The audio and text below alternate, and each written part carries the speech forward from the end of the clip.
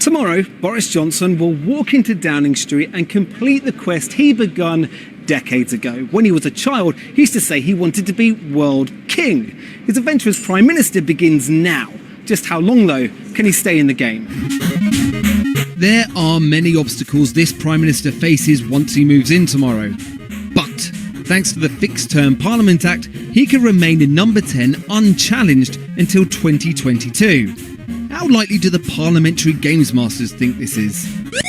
At the moment, it seems like a long shot, partly because the difficulty of the current parliamentary arithmetic, with the support of the Democratic Unionist Party, Boris Johnson's government would have very few numbers to play with, a few more defections from his party, and then suddenly, that slim working majority is lost.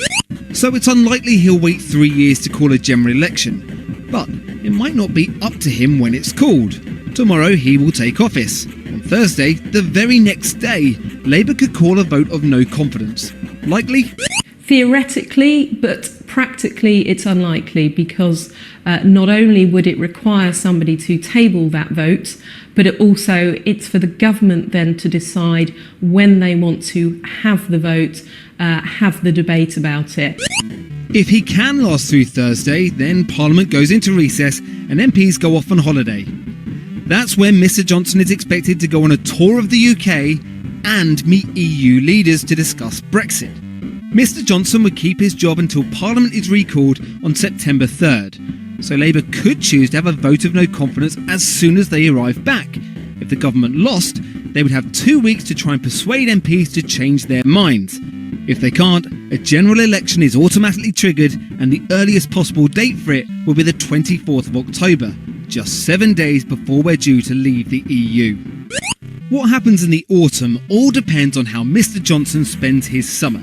Can he manage to renegotiate aspects of the withdrawal agreement or the Irish backstop? Can he renegotiate a deal and get it through Parliament upon his return? If he doesn't manage to do that, and he decides that he wants the country to leave the EU on the 31st of October, regardless of any deal, then he faces lots of challenges in Parliament where they may well try to stop him doing that. If he can cling on to power up until here, the political games masters think whatever happens next is up to him.